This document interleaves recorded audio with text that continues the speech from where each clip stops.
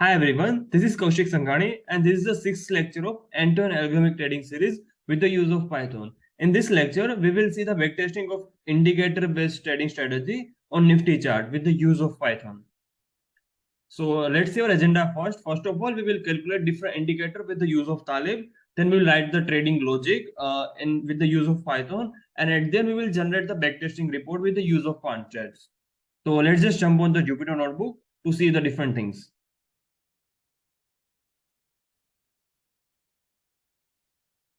So this is the manual backtesting, which means we are not using libraries like vector BT or vector, but we are writing the logic with the use of pandas and numpy only. So let me just kind of import libraries and let me use the data which we have cleaned previously. That was 1 minute data. So it looks like this. We are having like open, high, low, and close, and we are having around like 9 lakh rows. So it's really kind of hard and time consuming to backtest on 1 minute data. So we will convert this 1 minute data into 15-minute data with the use of resample method. So this particular code does that. So it will take time, but let me just run first. So it will take a time of around like 1 to 2 minutes.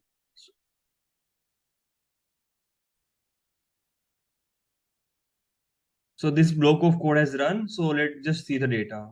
So it looks like this. So we are having like 15 intervals data. But if we check the type of this data, they are in like string values or object values.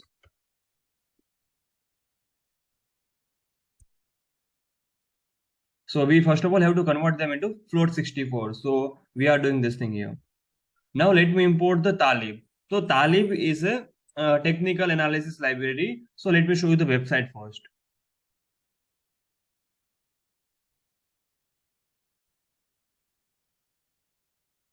So this is the official GitHub repo of Talib. Here you can see like there are load of function which we can use. So here there are like momentum based indicator, then there are like volume based indicator, then price transformation indicator, volatility indicator, price pattern indicator. So we can use all these different indicator with the just use of one function. So it's really easy to code the indicator.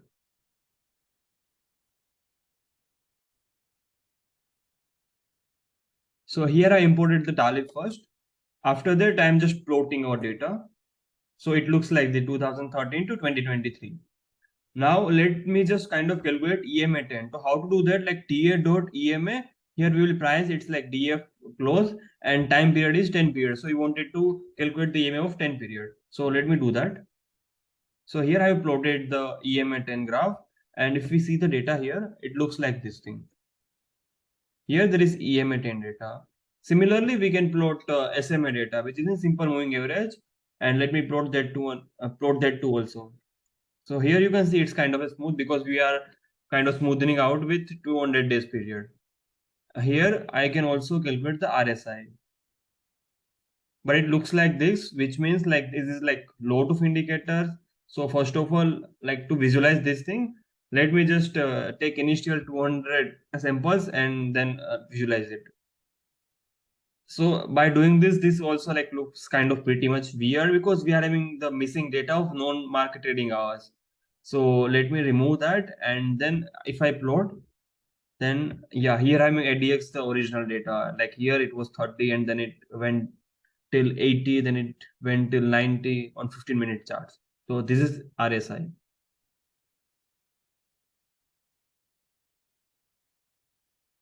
So first of all, let me just remove the null values. So it looks like this. We are having data from 8th March 2013 to 29 November 2022. Let me the reset index also. And let me plot the two indicators simultaneously, which are like EMA 10 and SMA 200. If I wanted to plot that, then I can plot like this. And here you can see the data of first 1000 samples.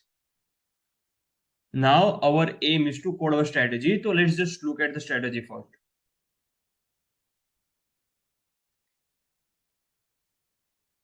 So this is simple trading strategy logic. My aim here is not to kind of give you the best strategy, but my aim is to teach you how to backtest the simple trading strategies. So the long entry is when 10 EMA crosses about 200 EMA from below, then we will take a long entry with the filter of RSI 50 when RSI will be the greater than 50. And the short entry means we will take the short entry when EMA 10 crosses below the 200 EMA, and when the RSI will be like less than 40, then we will take a short entry and we'll wind up the long position. So let's view this strategy in trading view.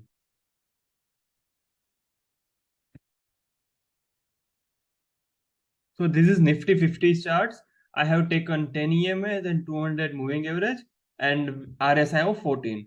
So let me see here. Here we will take a long position because short moving average is crossing above the long moving average, and here RSI is also greater than 50. So we will take a long position here. Now let's see different signal.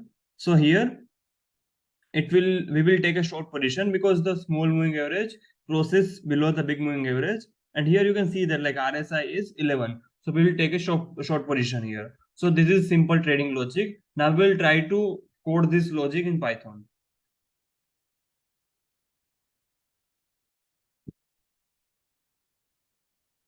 We are writing the trading logic with the use of np.where. Now what np.where does, when this condition will satisfy, then it will return 1, and when this condition will get false, then it will return 0, and we are storing the signal at df data signal. So now let's just think about this situation.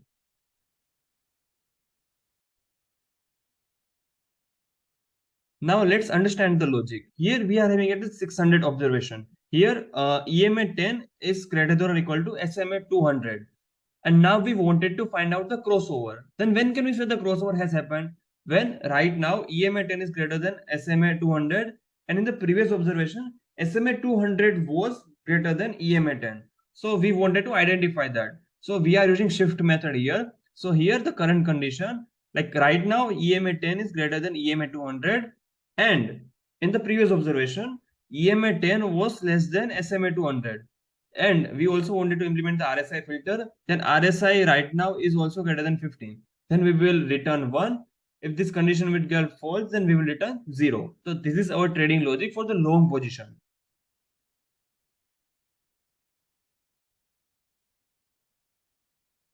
It will be the same for the short signal. We are just kind of exchanging inequalities. Here it was greater than, here it's less than. Right now like EMA 10 is less than EMA 200, and in the previous observation EMA 10 was greater than EMA 200 with the RSI filter of 30. Then we will return -1, and otherwise we wanted to kind of keep the previous signal, so we will return DF data signal, and then we are storing the data into DF data signal. So let me run this to cell first. Yeah, so you can see here, let me print our data. So it looks like this. Oh, DF data is there. Here we are just seeing 0. So let me just see like the condition has met at any point of the time or not. So how to do that? DF data signal equal to 1. So at these positions the signal is 1. Let me see for the -1 too. So at this index the signals are -1. So our logic is working.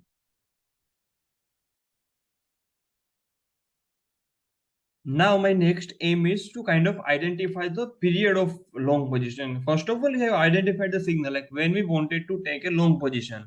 Now we will kind of, when the condition will be long, then my signal column will be like all ones. And when it's short, then it will be all -1.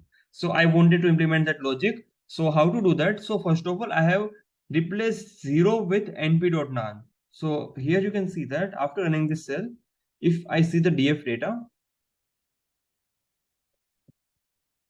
then all the zeros are replaced with the nan. So now I will use the forward fill method. So how it works actually, if here it's 1, right? Here at this point of the time, my entry position is long. So signal is, I got the signal, it's 1 right now. Then I wanted to fill all these non values with 1, 1, 1, 1 until I get the short signal. When I get the short signal, it will be -1. So let's say here I got the -1, then -1, -1, -1, -1 until I get the long position. So I wanted to do that. So I'm using the forward fill method of pandas. So let me do that. After doing this, here you can see that. So previously it was none because we didn't took any long position. Here we got the signal. Then after it's just -1, -1, -1 until here we got the long signal. Then it will be the 1, 1, 1, 1. So this works like pretty much fine.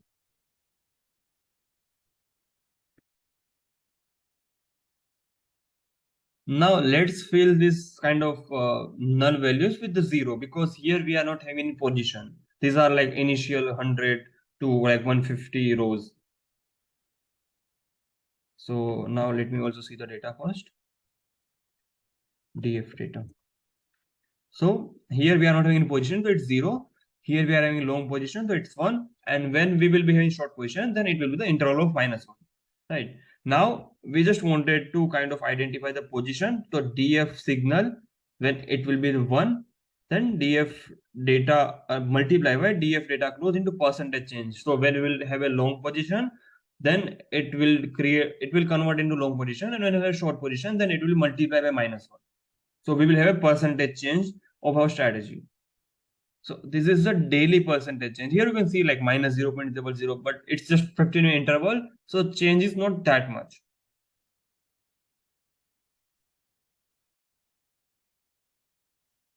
Now let me store the data into results DF. So I'm just selecting index, which is date time, and percentage change, and dropping null values of this thing. So if I run this, then here I'm percentage change and index as a date time. Now I wanted to find out cumulative return of my strategy and wanted to plot that. So here I'm using np.com plot 1 plus daily percentage change dot values and -1. So if I do that, so yeah, this is the core of my strategy. So like if I implement the strategy in 2013, then my equity curve will look like this.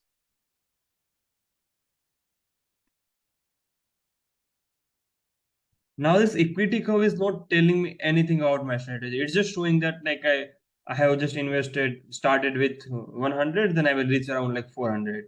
So we wanted to kind of calculate different metrics like maximum drawdown, the return on each period, Sharpe ratio, and volatility, and all that thing. So one thing we can do is we can kind of write all the trading logic of this indicators in Python. And another thing is we can use different libraries. So here there is one library called quantstat. So let me just show you the GitHub repo of that. So this is the quantstats, and here you can see that this library kind of like create all these fancy charts of maximum drawdown, and at the end it will also generate this much detailed report, and that's what we want, right? So for doing that, let me import the quantstats first.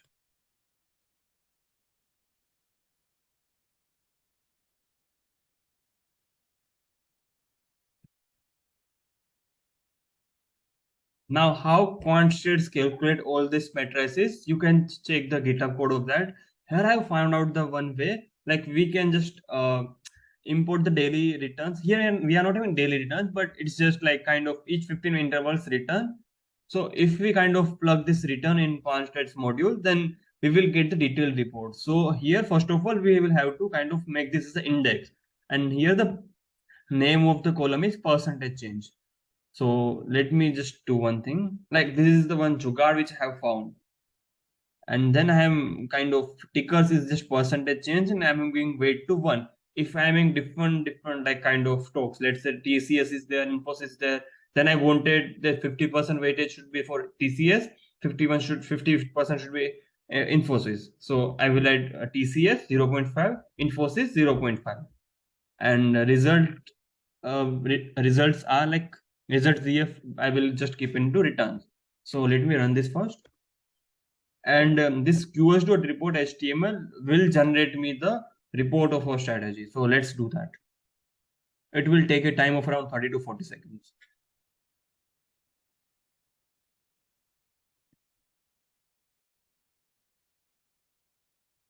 Here you can see that like we have got the report in the HTML format. So let's open this one, and this is the like the chart. You can see like this chart and this chart are kind of similar. And here I am like literally bunch of statistics like risk free rate. I mean, it's kind of right now 0, but maximum drawdown, longest DD days, then Kalmar, kurtosis, expected daily monthly return, then end of year returns, distribution of returns, daily returns, like rolling volatility, Sharpe ratio of 6 months, Ordino ratio, worst drawdown periods, underwater equity plot, monthly returns, and then return quantiles. So you can analyze this report. This will tell you like all the basic stats you need for any strategies.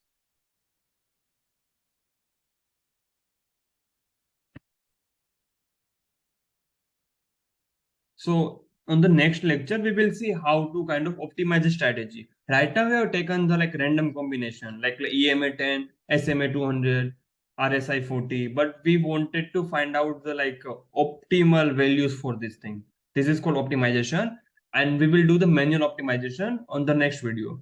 After that, we will see the how to do backtesting with the use of vector BT, which will be the code of hardly 5 to 6 line. And in 5 to 6 line, we will able to kind of backtest any trading strategy and will kind of able to optimize that strategy also.